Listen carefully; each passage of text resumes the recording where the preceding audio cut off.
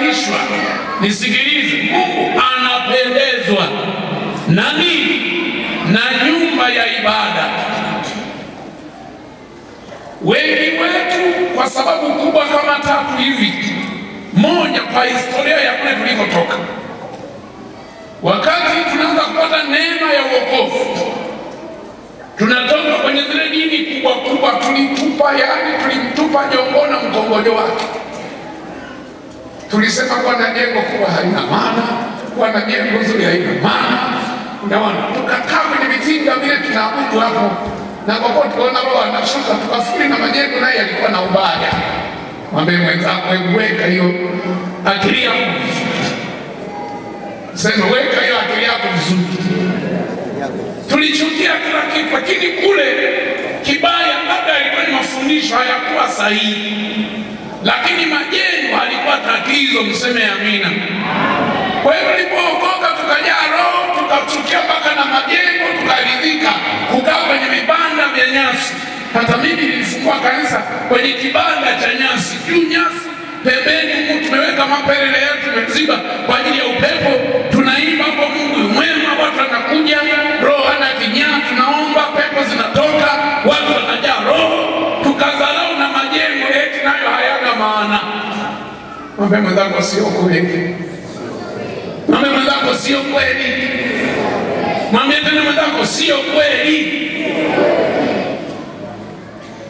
Tumesoma katika kitabu cha Hagai, Mungu anasema nyumba ya ibada ikijengwa anaifurahia. Nyumba ya ibada nzuri ikijengwa, Mungu anatukuzwa. Pigia Bwana Yesu makofi. Kwa hiyo mindset zetu zilikaa ovyo,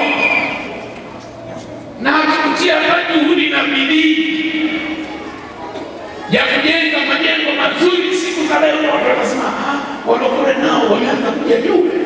Hatuji juu, akili imeanza kufunguka. Amina. Mseme amina. Maana katika maisha yetu cha kwanza kwa Mungu ni wokovu, roho zetu ziokolewe. Jamani, Bwana Yesu asifiwe. Cha pili, baada ya kuwa tumeokolewa katika vipaumbele vya Mungu, sisi tuliokoka tuishi maisha matakatifu yanayompendeza Mungu, na Mungu atukuzwe kwa mwenendo na kwa tabia za maisha yetu. Hivyo ndio kipaumbele namba 2 cha Mungu. Mseme amina. Jamani, mseme amina. Baada ya hapo, jambo la tatu, Mungu anataka kuona mahali sisi tuliokoka tunamfanyia ibada pamekaa vizuri. Mseme amina. Mseme amina. Anataka kuona pamekaa vizuri, tunajenga majengo mazuri, na hayo Mungu anayafurahia. Kama wanaoabudu humo ndani wamezaliwa mara ya pili, kama wanaoabudu humo ndani wanaishi maisha matakatifu, Mungu anafurahia jengo, anafurahia hekalu, na anatukuzwa. Anasema jenga nitukuzwe. Sema amina. Mshike mwenzako mkono hapo, mwambie tikise kidogo, unaelewa? Maana tulitoka kule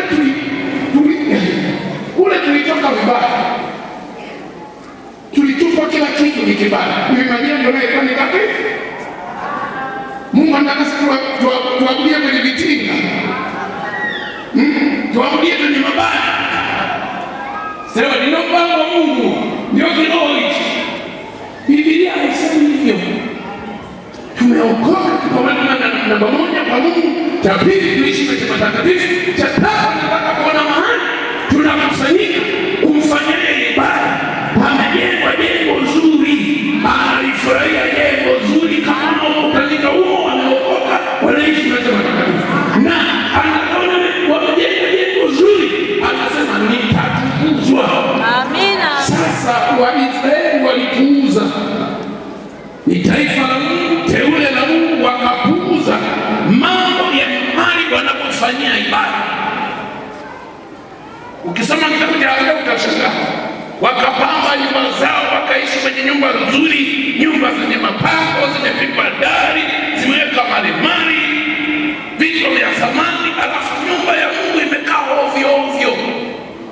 Na ikitokea saa ya kujenga nyumba ya Mungu, watu wakawa wanatoa udhuru. Ikisoma kitabu cha Hagai wanasema Mungu ipasao kujenga nyumba ya Bwana. Ila kujenga nyumba zao na kupamba nyumba zao, huu ndio wakati. Ikifika kwenye swala la nyumba, Mungu anasema si wakati utapasao. Na utaona Mungu, nitumie lugha hiyo, aligombana na taifa la Israeli, akalilani taifa la Israeli. Kama naandika na Bwana, Mungu aligombana na taifa la Israeli, akalilani taifa la Israeli. Sio kwa sababu wamefanya uzinzi au kwa wanafanya uzinzi, sio kwa sababu walikuwa wanapigana, sio kwa sababu walikuwa wanakunywa pombe, sio kwa sababu walikuwa wanaiba. Hayo yote wameacha, ni watu wa Mungu hawa. Wakapuuza swala la nyumba ya ibada, maana wanapokusanyika ili kumfanyia huyo Mungu wanayemcha ibada, wakapuuza pakakaa ovyo ovyo. Nikusomee uone ugomvi wa Mungu na laana ya Mungu kwa taifa lile katika kitabu hicho cha Hagai, mstari ule wa 2, sura ya 1 mstari wa 2. Kama naandika naenda haraka kidogo. Hagai sura ya 1 mstari wa 2, Biblia inasema hivi ndivyo asemavyo Bwana mwenye nguvu zote, hawa watu husema wakati haujawadia wa kujenga nyumba ya Bwana. Kisha neno la Bwana likaja kupitia kwa nabii Hagai, je, ni wakati wenu ninyi wa kuishi katika nyumba zenu zilizojengwa vizuri, wakati nyumba hii ya Mungu ikibaki kuwa gofu? Sasa hili ndilo neno la Bwana mwenye nguvu zote, zitafakarini vyema njia zenu. Mmepanda vingi, lakini mnavuna chache. Kwa nini Mungu akawaadhibu Israeli? Wanapanda vingi, wanatumia mtaji mkubwa, faida wanayopata ni ndogo. Sio kwa sababu ni wenye dhambi, wamepuuza swala la kuiweka vizuri nyumba ya Mungu. Wamepuuza swala la kuiweka vizuri nyumba ya Mungu. Mungu akasema mtakuwa mnapanda vingi, mtakuwa mnavuna kidogo. Mtakuwa mtumia mtaji mkubwa kwenye biashara, faida mnayopata. Wana Kiswahili chao mtaani kule sio vizuri, mimi wasikipendi the way neno lenyewe linavyo kwa pronounced. Huwa sipendi, anasema mnapata kiduchu jana dogo. Sasa huwa sipendi, si kwa nini? Jamani, Bwana Yesu asifiwe. Mungu akawalani, sio kwa sababu ni walevi, sio kwa sababu ni wazinzi, sio kwa sababu ni wapiga lamuri, sio kwa sababu ni wachafu, kwa sababu wamepuuza swala la nyumba ya ibada, kuto kuiweka vizuri. Wakasema alimradi wao rohoni wako safi. Ya kwanza Mungu akagombana nao, akasema sasa anatoa laana, mtapanda vingi, mtavuna kidogo. Tatumia mtaji mkubwa, unapata faida ndogo. La pili, Mungu anapowashughulikia kwa kosa hilo la kuto kuthamini nyumba ya ibada na kuiweka katika mazingira yanayotakiwa. La pili, anasema mnakula lakini hamshibi. Muulize mwenzako, kila huwa unashiba wewe?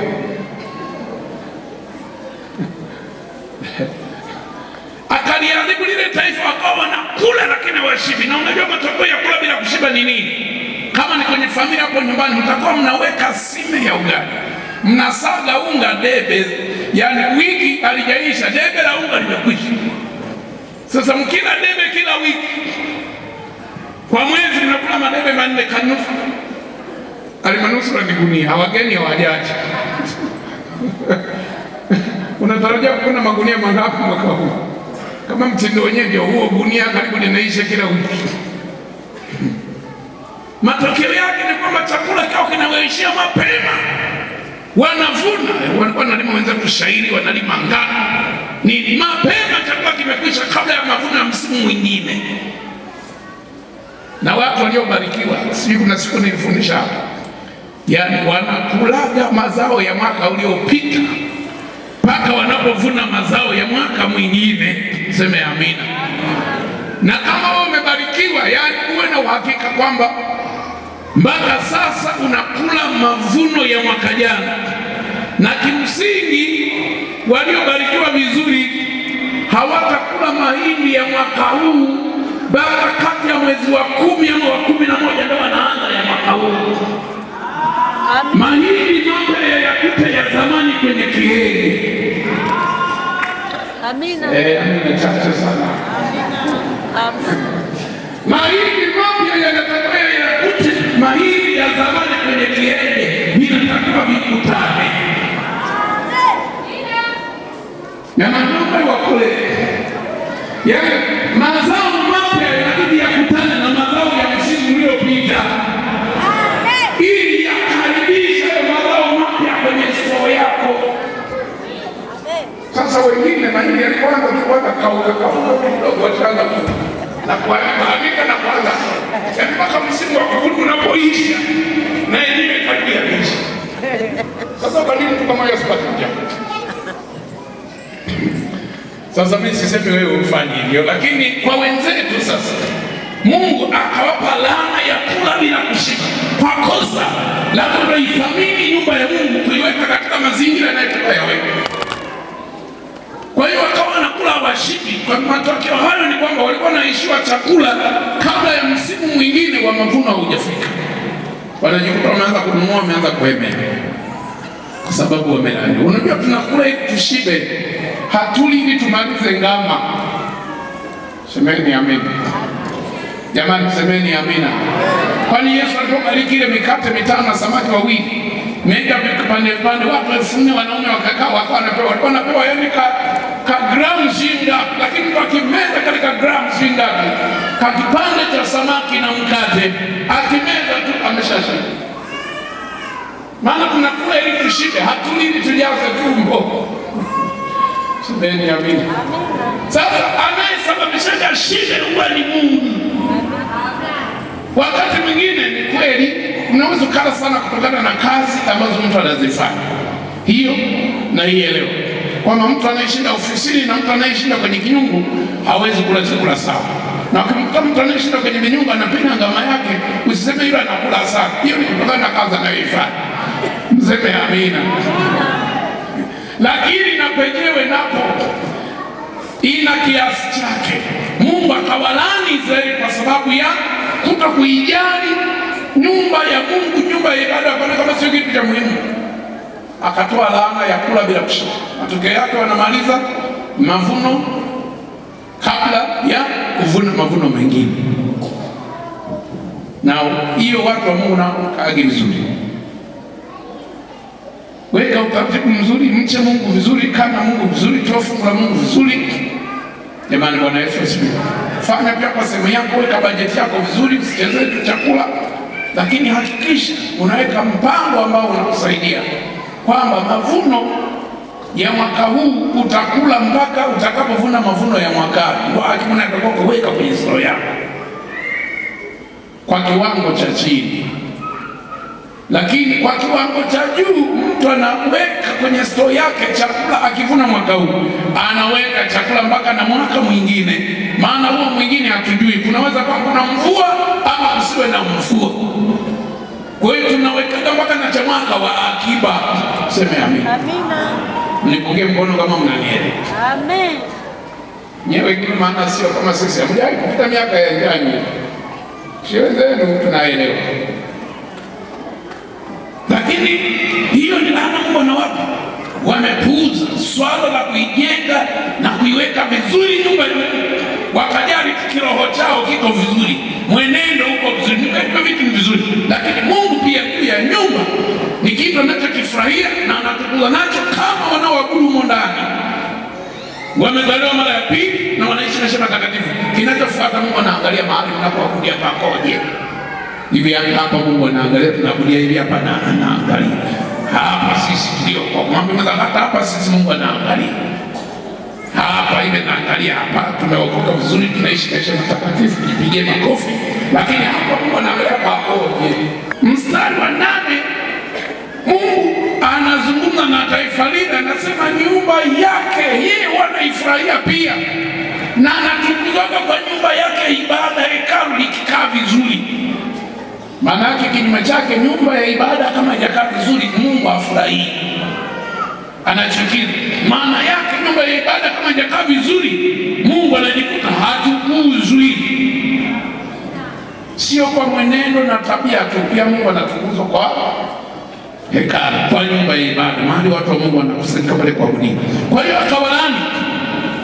Laana ya kuto kushiba. Laana ya tatu anasema mnakunywa lakini hamtosheki. Akawalaani laana ya kutofanya nini? Kuto kuquench ziwa, Waingereza wanasema.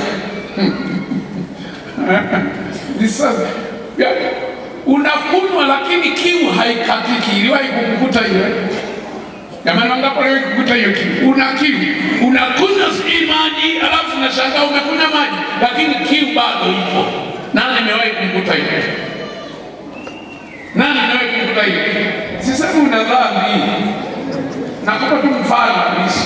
Unajua kwa mfano wale wanaokunywa soda wale wanaokunywa soda. Ila mimi naomba msiendekeze sana soda. Mimi tumejiweka. Na makemiko mengi sana mmepunguza. Ukiweza kama mimi hapa.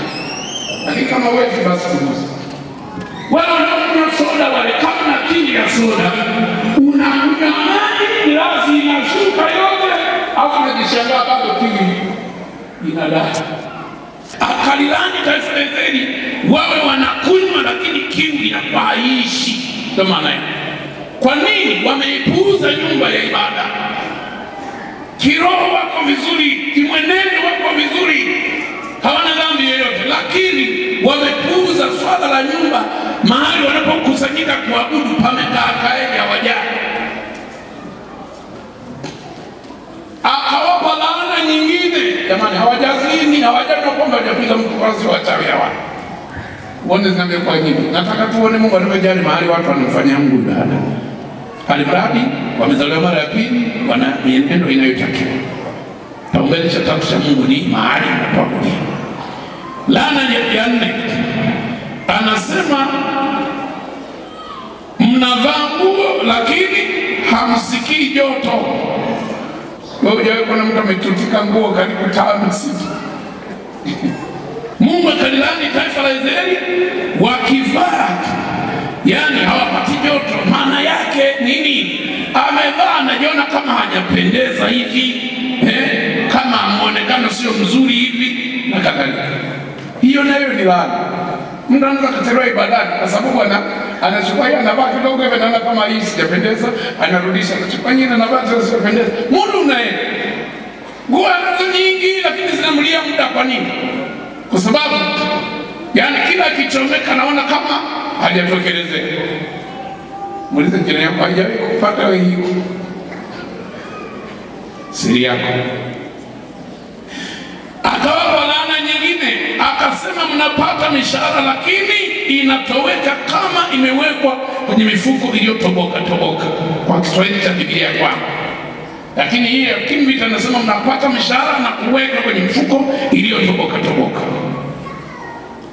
Mungu akalaani wakipata mishahara wale wanaofanya kazi kwa sababu ya kutokuijali nyumba ya Mungu imekaa kaeje.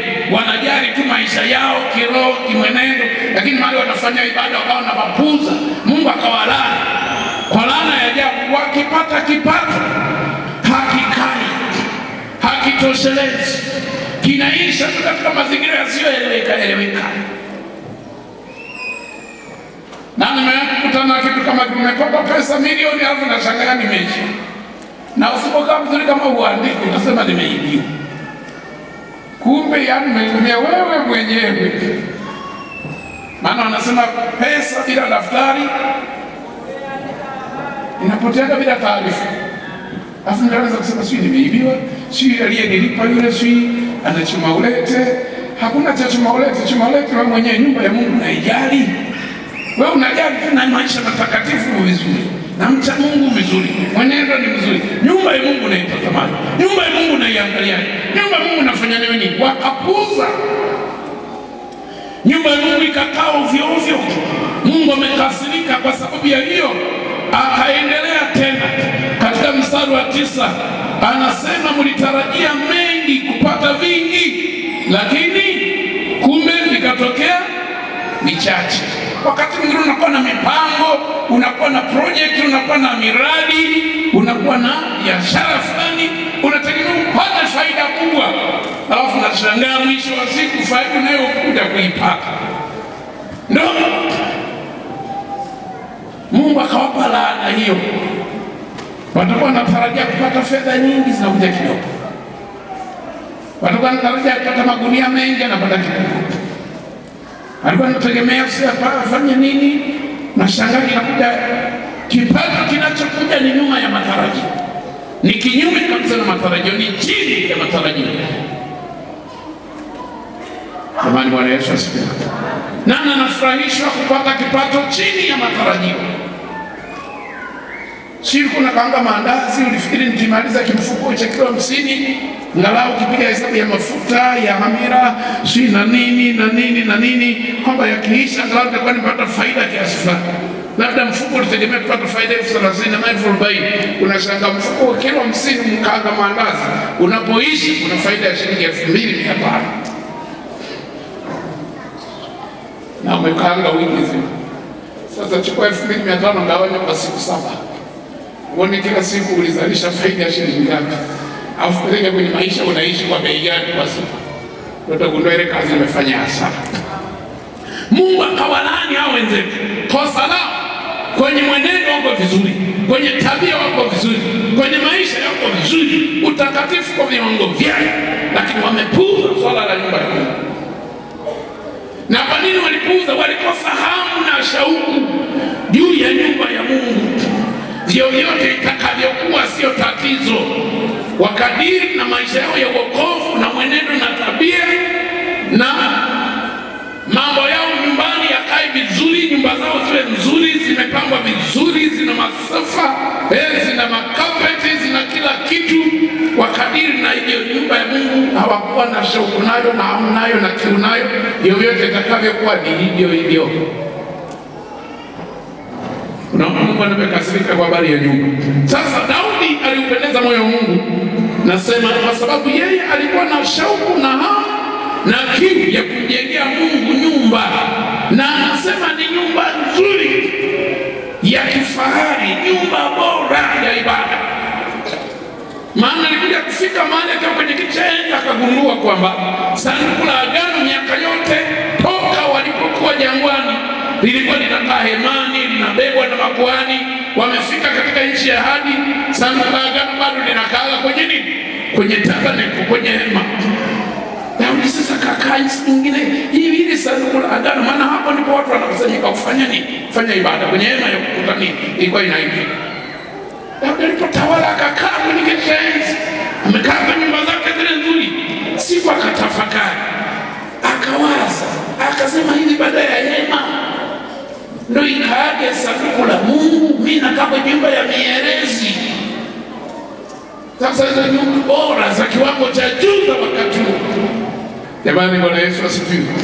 Akawa na hamu fulani hivi, akawa na shauku fulani hivi kwamba kama ningejengwa jengo moja vizuri, hekalu, nyumba ya ibada, alafu sanduku la agano liwe linakaa humo, na tuwe tunaingia humo kwenda kufanya ibada, kumwabudu huyu Mungu wetu, mbona ingekuwa nzuri sana. Kumbuka Daudi hakutumwa na Mungu, ni shauku, hamu na kiu yake mwenyewe. Jamani, Bwana Yesu asifiwe. Jamani, Bwana Yesu asifiwe. Na nikuthibitishia hiyo kwamba ni hamu, shauku na kiu ya Daudi mwenyewe, hakutumwa na mtu. Mambo ya Nyakati wa Kwanza sura 22. Mambo ya Nyakati wa Kwanza sura ya 22. Daudi akasema, mwanangu Sulemani bado ni mdogo wa umri na hana uzoefu. Nyumba itakayojengwa kwa ajili ya Bwana inatakiwa iwe yenye uzuri mwingi na sifa na fahari mbele ya mataifa yote. Maana sasa Mungu alimzuia, sina muda ningekusomea. Mungu alimzuia Daudi asijenge. Alikuwa na hamu na shauku pale, akatafuta fedha nyingi sana na vifaa vya zamani na mawe na kila kitu, akataka ajenge. Mungu akamzuia, muda ulitoshi, jioni nitakusomea. Mungu akamzuia Daudi, usijenge hiyo nyumba. Umekuwa na hamu na shauku, umeandaa na vifaa na bajeti yote, lakini usijenge. Na Mungu akasema, wewe umemwaga damu nyingi sana wewe. Sasa mimi sipendi mtu aliyemwaga damu anijenge nyumba, atakuja kujenga mwanao. Na akasema, mwanao mimi nitamfanya atawale kwa amani, nitakomesha maadui pande zote. Kwa hiyo atakuja kutawala kwa amani, ataua huyu ndo anijenge nini? Hekalu la mikono safi. Lakini wewe jamaa yangu, kipindi chako chote kimekuwa cha vita, umeuaua sana, hata kama uliua kwa haki, lakini tunajua umeuaua sana. Akasema wewe huwezi kujenga nyumba. Jamani, Bwana Yesu asifiwe. Kwa hiyo Daudi sasa anapokwenda kumaliza, amkabidhi Sulemani mwanawe kiti cha ufalme, amekaribia kufa, anamaliza mwanawe Sulemani kwamba ataikamilisha ile kazi. Anasema Daudi anamwambia Sulemani, mwanangu, nilikuwa na jambo hili ama shauku hii ama hamu hii ama kiu hii ndani ya moyo wangu, kujenga nyumba kwa ajili ya Bwana, kwa ajili ya jina la Bwana Mungu wangu. Lakini neno hili Bwana likanijia kusema, wewe umemwaga damu nyingi na kupigana vita nyingi, wewe utanijengea nyumba kwa ajili ya jina langu, kwa sababu umemwaga damu nyingi juu ya nchi machoni pangu. Lakini utakuwa na mwana ambaye atakuwa mtu wa amani na utulivu, nami nitampa utulivu mbele ya adui zake pande zote, na jina lake ataitwa Sulemani, nami nitawapa Israeli amani na utulivu wakati wa utawala wake. Yeye ndiye atakayekuja kunijengea nyumba kwa ajili ya jina langu. Lakini amekuwa na hamu hiyo, amekuwa na shauku hiyo, amekuwa na kiu hiyo Daudi. Na ukisoma kwenye sura ya 21 hapo utaona, hata sura ya 22 pale mwanzoni utaona jinsi ambavyo Daudi alikuwa amejipanga kikamilifu. Kianza mstari wa 2 kwenye sura ya 22 tunaona Biblia inasema, kwa hiyo Daudi akatoa amri wakusanyike wageni wote waliokuwa wanaishi Israeli, na kutoka miongoni mwao akaweka waashi ili kuchonga mawe kwa ajili ya kujenga nyumba ya Mungu. Daudi akatoa chuma tele ili kutengeneza misumari kwa ajili ya mafungo ya malango ya nyumba, na shaba tele isiyopimika, kwa kuwa Wasidoni na Watiro walikuwa wamemletea Daudi idadi kubwa ya mierezi. Kwa hiyo naona Bwana vifaa ameshaviandaa vingi, lakini kilichompelekea Daudi kupendeza moyo wa Mungu ni hiyo shauku, ni hiyo kiu aliyokuwa nayo ya kumjengea Mungu. Tofauti na Israeli katika agano, walikuwa hawana shauku na kiu na hamu ya kumjengea Mungu, na hata ilipokuwa imejengwa hiyo nyumba kwa ajili ya Mungu, hawakuwa wanaijali, hawakuwa wanaithamini. Mungu akakasirika, Mungu akamwaga laana kwa taifa la Israeli, sio kwa sababu wamezidi kimaisha, wako vizuri, kimwenendo wako vizuri, kiitikadi wako vizuri, ila wamepuuza hilo. Lakini Daudi ameonyesha tu hamu, ameonyesha tu kiu. Mungu akapendezwa na hiyo, na akamwambia inatosha, moyo wangu umependezwa na wewe. Unaweza kaangaa tu vifaa na bajeti na kila kitu, lakini hamtajenga. Kwa hiyo hicho nataka niseme pale, nini kilimpelekea Daudi kupendeza moyo wa Mungu? Cha 11 ndio hicho cha kuana shauku na kiu kwa ajili ya nyumba ya Mungu. Jamani, Bwana Yesu asifiwe. Nini kilimchukiza Mungu kwa Israeli wakati wa Hagari? Ni huko kutokuwa na hamu na shauku na kiu juu ya nyumba ya Mungu, kama inakaa kaeje hivi. Hata tulipo hapa wengine, yaani wanaona ambapo ni yao wameweka eneo, kuna nyumba tushamaliza, tunakuja na marumaru kwa chini na nini, sio hayo na kazi gani? Hata waoni kama mimi nikikumbuka hivi, nikikumbuka manguzo haya hatujamaliza, mimi nikikumbuka hayo mambo huwa yanafanya nakosa hamu ya kula. Yaani nikikumbuka kule nyumbani mwa Mungu mle hatujakamilisha, bado kuna viporo, nakosa kabisa hamu ya kula. Amina. Kuna wakati mke wangu alisema, sasa nikupikie nini? Maana hana uhakika akipika kwamba sitakula. Kwa hiyo afadhali aulize kabla hajapoteza nguvu zake. Alafu kwa kweli kuna wakati mimi namwambia yule pale muulize, namwambia nikikumbuka hivi kwenye nyumba ya Mungu bado kuna viporo, mimi nakosa hamu ya kula. Hamu mimi nikikumbuka nyumba ya Mungu ina viporo, najikuta mimi siko salama, najikuta mimi sina raha, najikuta mimi nakosa furaha, kwa sababu Mungu baada ya wokovu na baada ya mwenendo na tabia, kwa maana maisha yetu yamekaa vizuri na yeye. Cha tatu kwenye vipaumbele vya Mungu anachokiangalia kwenye nyumba mahali tunapokusanyika pakoje. Pakikao ovyo ovyo, hiyo inatosha kabisa Mungu kuachilia laana badala ya baraka.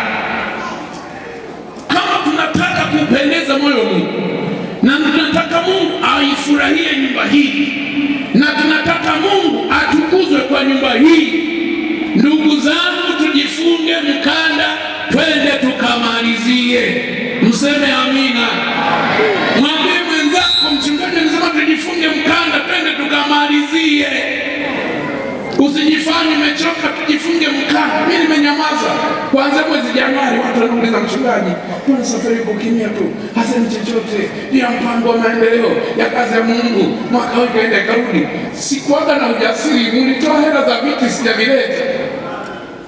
Napata wapi huo ujasiri? Niwalete mpango mwingine. Simtanipiga mawe. Mungu amefanikisha mnikalia na nimesubiri kalia. Yabari Bwana Yesu asifiwe. Na wabarikiwa wote waliotoa sadaka zao kwa ajili ya hivi viti. Na wabarikiwa wote walisaidia mchakato kuanzia diwani wetu na wengineo mpaka tukafika hapo tukapata na msamaha wa serikali yetu. Tuwapigie makofi. Lakini ndugu zangu, twende tujifunge mkanda tukamalizie nyumba hii ya Mungu. Twende tukamalizie hii nyumba ya Mungu. Anawaambia Israeli, nyie nyumba yangu inakaa katika hali ya kuharibika ama iko kipagane pagane, lakini nyumba zenu nyie mnazoishi wengi wenu mmezifanyia finishing vizuri. Halafu nyumba ya Mungu inakaa kipagane pagane, mnajisikia vizuri. Kwa wale aliwalani. Na Biblia inasema mambo aliyowapata wenzetu zamani hizi yaliwapata ili iwe fundisho na somo kwa watu kufikiria nisho ya maadili. Jamani, Bwana Yesu asifiwe. Unajua, baada ya wokovu na umeokoka maisha mazuri matakatifu ya mwenendo unaomtukuza Mungu, jambo la tatu linalofuata la muhimu kwa watu wa Mungu ni mahali wanapofanya ibada. Ni mahali wanapofanya ibada. Kwa sababu Biblia inaeleza wazi kwamba kujenga hekalu ama nyumba ya ibada ni sehemu pia ya kumtafuta Mungu. Naomba uandike, kujenga au kutengeneza mahali pazuri pa kumfanyia Mungu ibada, kwa maana ndio hekalu lenyewe, ndio kanisa lenyewe, ndio jengo la ibada lenyewe, ni sehemu ya kumtafuta nani? Niseme kumtafuta Mungu. Mungu atafuta kwa maombi tu, sio kwa kufunga tu, sio kwa mwenendo tu, sio kwa tabia tu. Mungu pia anatafutwa kwa njia ya kumtengenezea. Hiyo ni njia mojawapo. Nakumbuka nimezungumza habari ya maisha mapya kwanza, mwenendo na tabia, ndio inafuata swala la nyumba ya ibada. Mama Nyakati wa kwanza 22:5 pale chini anasema, kisha akamwita Sulemani mwanawe akamwagiza kujenga nyumba kwa ajili ya Bwana Mungu wa Israeli. Daudi akamwambia Sulemani, mwanangu, nilikuwa na jambo hili. Hebu nikasema mstari wa 19 pale. Mstari wa 19 unasemaje? Ndio, mstari wa 19 pale anasema, sasa Daudi huyo anaagiza Sulemani na kusanyiko lote la wazee wa Israeli. Mstari wa 19 sura 22 anasema, sasa itoeni mioyo yenu na nafsi zenu katika kumtafuta Bwana Mungu wenu. Sasa katika kumtafuta Bwana Mungu wenu, anzeni kujenga masikani ya Mungu ili muweze kulileta sanduku la nani? La Bwana na vyombo vitakatifu vya Mungu katika hekalu litakalojengwa kwa ajili ya jina la nani? Bwana. Kwa hiyo nasema katika kumtafuta Mungu waanze na kufanya nini? Na kujenga. Kwa hiyo kujenga majengo ya ibada mazuri ya kiwango chake kinachotakiwa ni sehemu mojawapo ya kumtafuta nani? Mungu. Na anasema anzeni na hiyo katika kumtafuta. Angeweza kusema anzeni mambo ya kufunga kavu siku 7. angeweza kusema azende maombi ya kuhamia kanisani mkesha wiki nzima. Lakini Daudi anajua hapa cha kwanza nacho ni watu wa Mungu, ni taifa la Mungu, ni wacha Mungu, mwenendo mzuri, tabia nzuri. Tunamcha Mungu aliyezifanya mbingu na nchi, lakini hapa cha kwanza sasa anza na jengo la ibada. Pale ambapo vyombo vitakatifu vitakuwa vinakaa. Jamani, Bwana Yesu asifiwe. Umeandika hiyo kujenga hekalu ni sehemu ya kumtafuta Mungu. Na aina ya jengo Mungu analolitaka sasa ndio tumesoma katika Mambo ya Nyakati wa kwanza sura ya 22 ule mstari wa 5. Anasema, mwanangu, nilikuwa na jambo hili la kumjengea Mungu nyumba kwa ajili ya jina la Mungu wangu, lakini Mungu pale alimkataza. Lakini utaona aina ya jengo ambalo Mungu anataka ajengewe. Anasema iwe nyumba nzuri mno, alafu iwe ni nyumba ya kupendeza. Jamani, Bwana Yesu asifiwe. Kwa maana kwa kweli kimsingi Mungu atulehemu tu, lakini kimsingi kanisani, hekaluni kulitakiwa kuwekwe vizuri kuliko nyumbani kwa mtu yoyote. Maana hapa ni nyumbani kwa Bwana. Narudia tena, ndugu zangu, nasema Mungu tu atulehemu. Kwa kweli nyumbani kwa Bwana palitakiwa pawe pazuri kuliko nyumbani kwa mtu yoyote.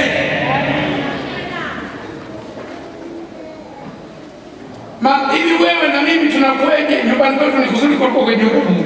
Sisi ni nani? Mungu amepewa heshima yake. Yaani nyumbani kwetu ni kuzuri kuliko nyumbani kwa Bwana. Nani hapo muhimu? Mlisema kwa muhimu hapo ni nani? Ni wewe ama ni Mungu? Mlisema ni wewe ama ni Mungu? Kama Mungu ndio anastahili zaidi, he deserves more than all others. Anastahili kuliko sisi wote hapa. Basi kwa kweli tulitakiwa tuhakikishe kwamba nyumbani kwa Bwana kunapendeza zaidi kuliko nyumbani kwa mtu yoyote. Na wabarikiwe sana wale watu wa Mungu walionunua haya angalau hayo masofa huko mbele wakamana hiyo, wabarikiwe. Maana hizo ni shauku za watu, tutumie sadaka za kanisa. Lakini mpaka leo tulikuwa na kalia plastiki hapa. Na wengine walisema vimekuja hivi viti kwa sababu iko kule tele vibaki 800 na kidogo. Walisema tuchukue hivi tuweke pale. Tusema hata tuweke pale. Hata kama ni vizuri kuheshimu sadaka ya waliotoa hivi viti. Pigie Bwana Yesu makofi. Kwa hiyo Mungu anafurahia majengo ya ibada kama wanaoabudu ndani wameokoka. Kama wanaoabudu ndani wana mwenendo na tabia vinavyoakisi tabia ya Mungu ya utakatifu. Anafurahia. Mseme amina.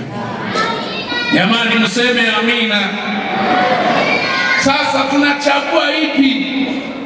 Tunajiunga na Daudi. Ukisoma Mambo ya Nyakati sura 29 hiyo, Daudi alikusanya vifaa. Alitoa dhahabu kwa miti ya dhahabu, akatoa fedha kwa miti ya fedha, akatoa vitu vya thamani kwa vitu vya thamani, akatoa miti kwa vitu vya miti ya bao ngumu na nini na nini. Na hapa tunaona Daudi pia jinsi alivyofanya. Alafu akaupendeza moyo wa Mungu, akafa. Amekuwa na uzee mwema, akafa ameshiba siku, alafu akafa ana mali, alafu akafa na heshima. Au tunaona hapa na hapo. Wangapi wanasema twende kwa Hagai tukajiunge na wana wa Israeli, twende kupamba nyumba zetu. Weke nyumba zetu zina dari, zina marumaru, zina kitu, masofa. Wangapi wanasema tujiunge na Israeli jamani? Wangapi wanasema tujiunge na Daudi? Mimi naamua kujiunga na Daudi. Hii ya kujiunga na Israeli ndio inakula sishinde. Na Mungu asipate joto. Na pata hela natia kwenye mfuko leo toboka. Na panda vingi na kuna kidogo natumia mtaji mkubwa. Huku kwa Hagai halipi. Inalipa huku kwa Daudi. Waswahili wanasema mkisha kula ng'ombe ukabaki mkia ni muhimu kuumalizia. Semeni amina. Jamani, semeni amina.